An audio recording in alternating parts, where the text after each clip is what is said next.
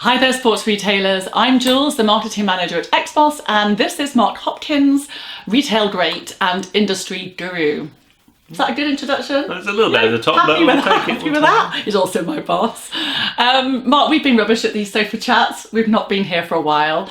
And due to unprecedented demand, we're back. A few people have asked us to come back. So here we are. We'll be coming back to you every month from now on with more timely, relevant advice to help you run your pro shop businesses. It's the 1st of November. The weather's changed, Mark. Fewer golfers on the course and more retailers indoors. So this time of year, you're going to be thinking about planning for 2023 and preparing for next season. Yeah, that's right, Jules. So good time of year to review your Xboss side of things, so make sure you've looked at the key numbers, see how you've done for the year, but obviously plan for next year as well. And it's also a really good time to have a look at shaking things up. So one of the classic examples is a guy I used to speak to. He had like 50 years worth of experience in the industry, and he always used to tell me that every year he'd try and go into his business, literally walk into the shop and imagine it was his first day there, first day on the site, and what would he do to do things differently. So, you know, he's trying to make an impression because it's the first day there, so he's really delving into all the different areas of his business and trying to be brutal and saying, right, what do I do really badly? What do I do really well?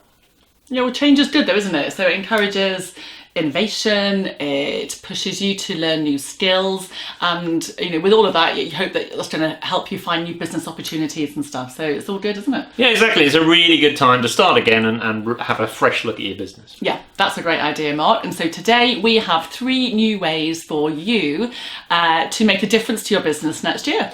We do, yeah. So I mean, it's again. We want the standard stuff, always worth checking your Xboss, but this is a little bit about the left field stuff. So the first one is a little bit controversial, and that's the rewarding your team side of things. So what do we do about getting the staff to sell more next year? Sure, they've done a fantastic job this year, but if you don't do things like commission, is this the year to change it? Is this the year to have a look at that? And I know, you know, there's a couple of reasons as to why people don't do commission. Firstly, you get the argument that, well, hold it, I already paid them a wage, so you know, why do I want to pay them anymore? I give them money, they should be selling already. And the second one is always, well, you know what, I don't want them pushing stock that the customer doesn't really want. So I don't want to be, I won't unnamed brands here, but you know, high street stores that maybe push a little bit too hard.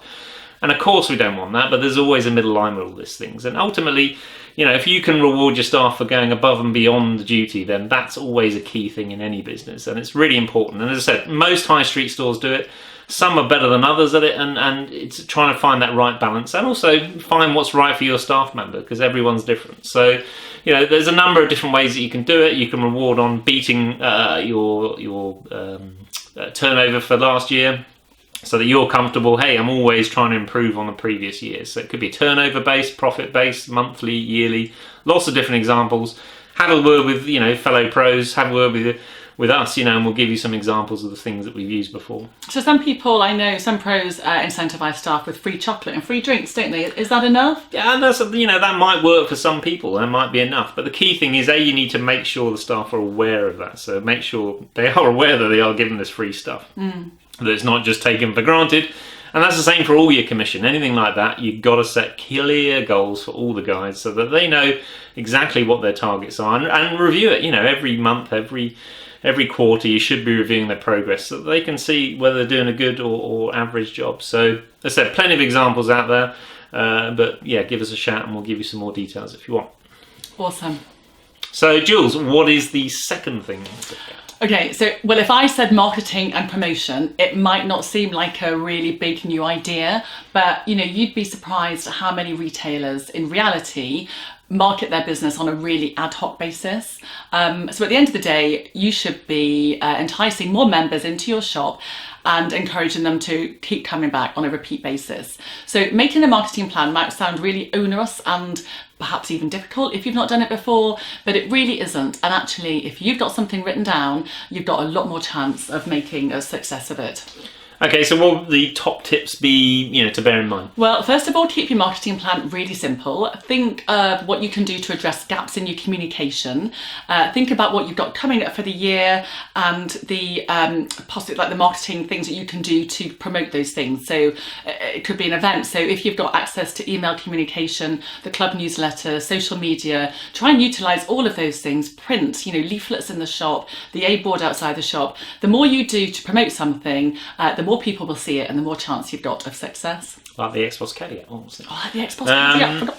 And what about the social media side of things? Social media, dead easy. Keep it easy. Number one, don't spread yourself too thin. I see a lot of people do this. Think about where your golfers are. So it's likely they're not on Twitter. They're more likely to be found on Facebook and Instagram. So focus your efforts on those two channels. And then secondly, keep posts varied and relevant and consistent. So make sure you post 2 to 3 times a week. And when I say variety, try and think within your plan of things like events, free golfing tips, new product ranges, technical explanations, that kind of stuff. So keep it really varied. Okay, so that's fantastic, Jules. So the last thing, I guess, is we want to talk about is the training side of things. And this sort of links in with what we were talking earlier with the rewarding your team. The key thing is with training is it's obviously training in lots of different areas. So XBOSS is one of them. So make sure you're up to date on that. But the key thing is there's also a steady stream of new products always coming into your business. So first thing is make sure everyone's aware of when it's coming in. So that, even if it's a rough idea, roughly when it's coming in. Everyone in your team should know that. Second thing is they should know everything about that new product as well. So that's not only what it is, what the benefits are, but also that upsell journey. So those difference between those £65 shoes to the £150 shoes, everybody in the team should know that. And that way they can use that information to help them upsell to the customer. So you've got to understand that your staff need to appreciate the difference between everything in your business. The difference between the fact that maybe the soft goods make more money than the hard goods.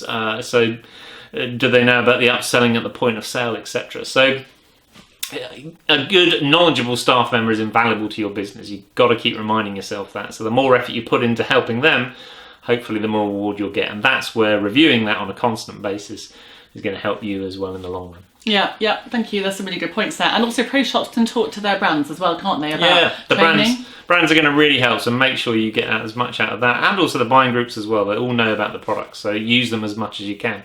And as I said earlier, when it comes to XBOSS side of things, you need to be getting more out of that as you possibly can. So again, use us, use the webinars, the free workshops, videos like this. You can even call our systems training manager. He'll help you out and come on site if you really want to as well, to give you the real nitty gritty on how to get the most out of it. And don't forget, we've also got the video guys on the hub as well. Yeah, absolutely. Thank you very much for watching. Right, pinky promise, Mark, because we're going to come and do this on a monthly basis. Thank you very much, and we'll see you next time. Cheers.